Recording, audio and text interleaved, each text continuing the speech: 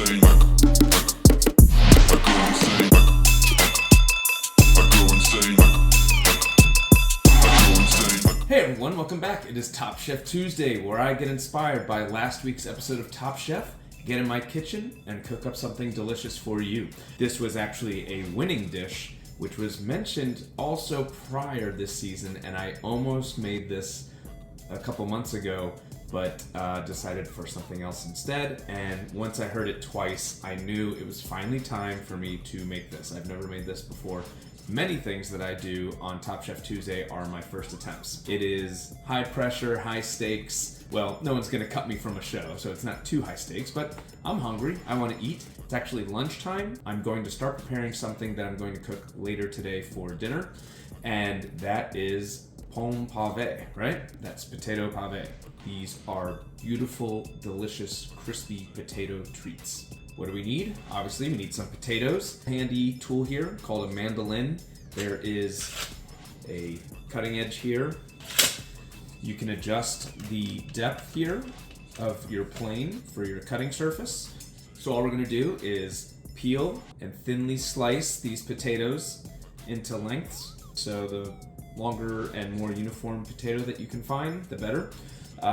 Once we get those sliced up, gonna put them in a nice aromatic cream of shallots, garlic, butter, cream, thyme, salt and pepper, obviously, and get those just warmed through.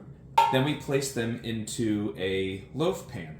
Start layering them, seasoning them, more butter, more cream, bake it in the oven, take it out, and then we're going to compress everything down. So we'll put this top loaf pan inside, weigh it down with some canned vegetables, really get it flat, press. Let it cool to room temperature, put it in the fridge, let it chill in there for several hours.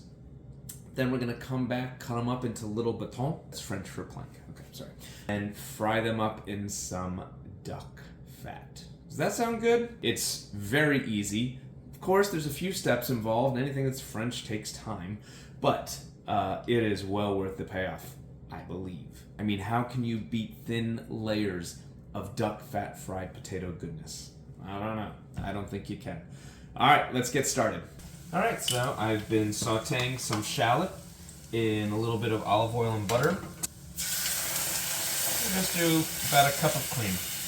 Add in some more aromatics, and we'll just get it to reduce, and then I'll strain it through a fine mesh strainer before I add in the potatoes.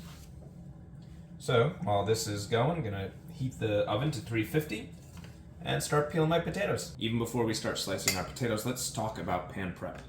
We're just gonna want to butter this and then add in a large piece of parchment paper. Once we get it tucked in, we'll have a little overhang, we'll cover it, we'll cover the pan, and then that'll steam the potatoes as they are baking. We'll have these handles to remove the scalloped potatoes from the pan once we're all done prior to frying. I'm gonna take some softened butter and butter your pan. Put a little bit in there. Work it all around the sides, the bottom, because you don't want this to stick. And then once the parchment paper's in there, just go ahead and repeat the buttering process. With that done, all that's left to do is peel and slice our potatoes. Then once we're done peeling the potatoes, like I said, we're going to want to get a nice thin slice, okay? Lengthwise. The great thing about this OXO Good Grips mandolin is that it also comes with a hand guard, so you can prevent yourself from slipping and slicing your fingers open. How that works is you just pop this top open, you adhere it to the potato, and you press as you're moving it down, gliding it along. Follows the plane very nicely. And then these start eventually to come up, push out, and then you're all done.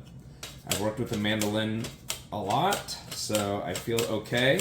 But look at these beautiful, thin slices, okay? Look at that. You can almost see me through it. All we're going to do is layer these and cover them in butter and cream, and it's going to be gorgeous. So the thinner the layers that you can get, the more layers that we're going to have, and that really makes it look just tremendous when you get it all fried up.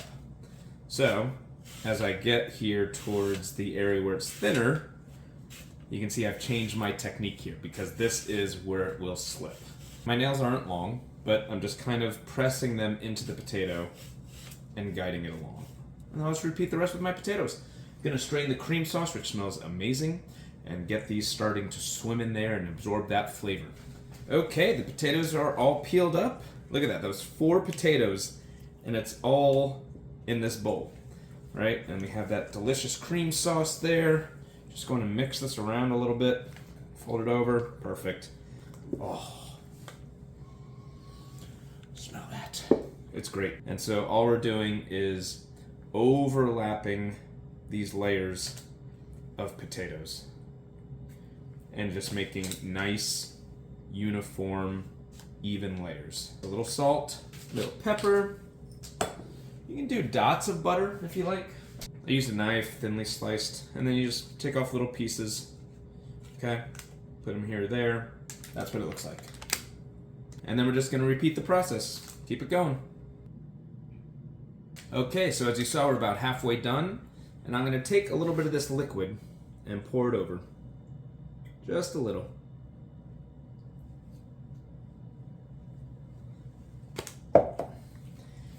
And then continue the layering. You'll start to notice that things kind of go like this after a while. So start building up a little bumper on the ends before each layer until you negate that issue. That's it. So that was literally 15 minutes. Not the end of the world. Did not take that long. 4 large russet potatoes, all thinly sliced, stacked up. Okay? We have a little bit of our lovely cream, which I'm going to pour over here. Oh, lordy, lordy, lordy. All right.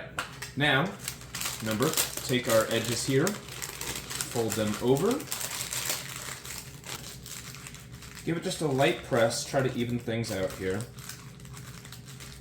That's it. Okay? The real compression is going to come at the end, once it's all cooked up. So, cover this puppy up. And it's going to go into the oven for an hour and a half at 350. Now in the meantime, while that bakes, we're going to make a nice little delicious sauce. Okay? So we're going to take about a half a cup of sour cream, a couple tablespoons of my favorite Duke's mayonnaise. 1, 2, very good. Little dash of salt, pepper, half a teaspoon of onion powder, and a dash of garlic powder. I also like to get a little kick of heat in here, so just a little sprinkling of cayenne. That's good. Nothing crazy, just enough to make things interesting. We're going to chop up some dill. Probably about a tablespoon's worth. That looks about right. And then just mix it up. All we're going to do is just put this in the fridge, let it set, let those flavors meld. That'll be a nice little dipping sauce. Welcome back. As you can see, this is looking a little strange. Not the way we left it, right? Wrapped this up for several hours and had it in the fridge. I filled 1 loaf pan with a large can of tomatoes and another can of vegetables, and that really helped to press down the potatoes in here. And what we're going to do is take a offset spatula. If you don't have one of these, you can use a butter knife, a cheese knife, whatever. Just anything that's easy. Just run it around the edge because this is really in there. Remember, we have these helpful little handles. There we go. See? Came right out. Unwrap this. And you're saying, Mangia, this does not look good. What have you done here? Well, this is not the finished product, is it? Right? So we're going to trim off the edge because we want to work with the most uniform. Look at this. Look at all those layers of potato.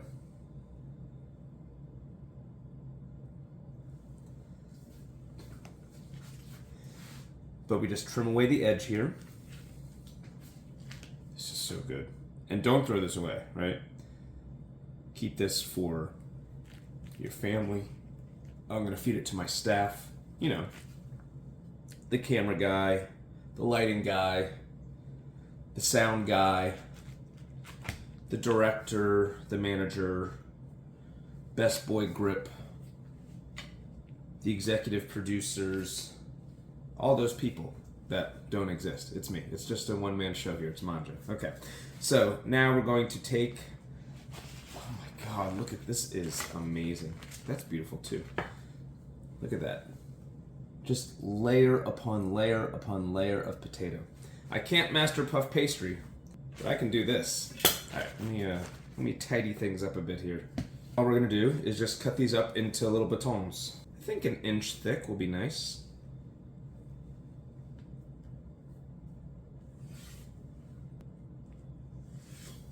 You can see the bottom is already pretty browned, and all we're gonna do now is render these in duck fat, right? Get them nice and crispy. I'm also gonna cut these in half. All right, we're just gonna let these come to room temperature a bit before we fry them up, okay? Ciao. So I've taken about 4 ounces of duck fat and have put it into a non-stick frying pan here. I melted it over medium-high heat. I hear little pops in the oil. That tells me it's time to go. So we're just gonna place these cut side down.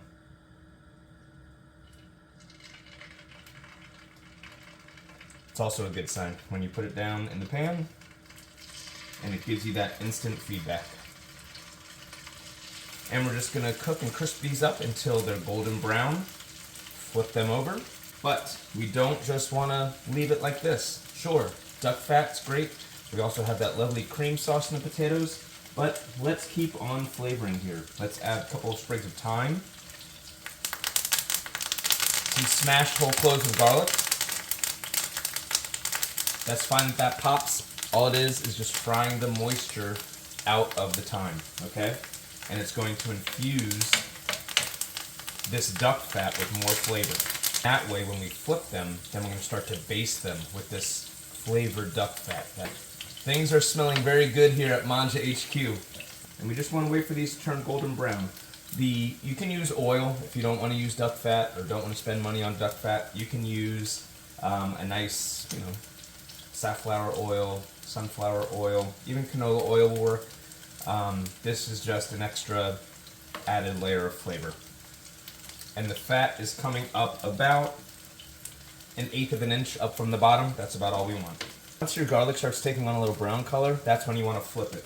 And when the other side matches that same golden color, that's when you want to discard the garlic. We don't want to have a burnt garlic flavor, we just want the essence of garlic. Once you've flipped your garlic, the garlic's probably going to be in here another minute, and it's going to be time to flip these pavé. What does that mean? Is it just some random French word? No. It's like paver, paver stone, pavement, pavé. And that's what these look like, little square pavers. So there's about 3 or 4 minutes on that one side. These are a little darker than I'd like them to be. These are beautiful. And so we're just gonna baste this. Right, so you just tilt this down here, spoon the duck fat over. Don't want to spend the entire time basting, right? Because as you saw, I'm lifting up the pan, that's taking it away from the heat, that is messing with the heat level that's on the bottom of our cooking surface.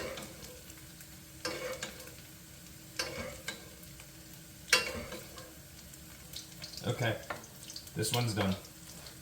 And I'm just going to bring it over to a layer of paper towels to drain.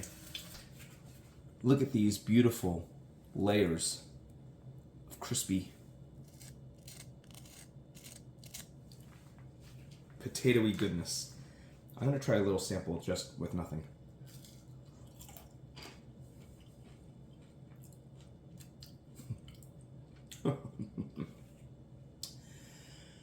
These are like hash brown meets grilled cheese. And there's no cheese in it, but it's just so delicious. We have that easy dipping sauce. Let's try a little bit of that on here.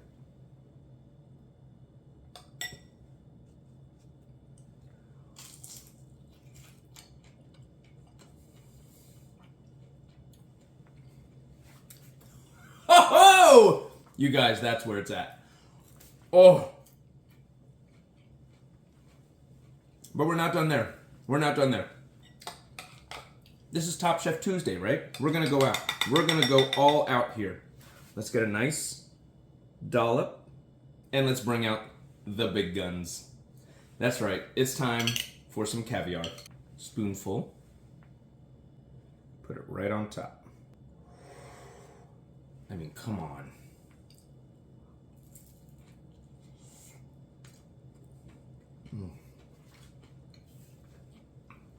That is a perfect bite. We started with thinly sliced potatoes, put them in a warm bath of heavy cream, garlic, and thyme, layered it all together, baked it in the oven for about 90 minutes.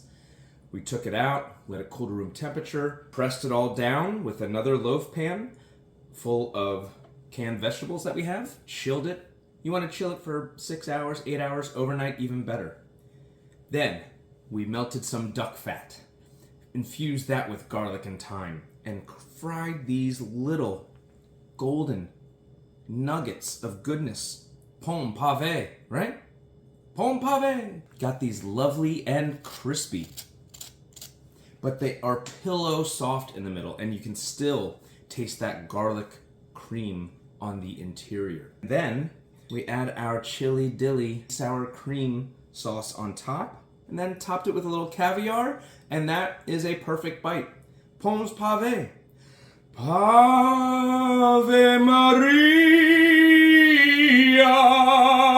All right, ciao, Mangia McCann, Top Chef Tuesday. Come back, maybe next Tuesday I'll be inspired again. It all depends on what happens on the show. Watch Top Chef, you get inspired. Get in your kitchen, make something beautiful and delicious. Go to mangiamccann.com for the recipe. Over 600 recipes of tasty things, such as these Pomme Pavé. Ciao!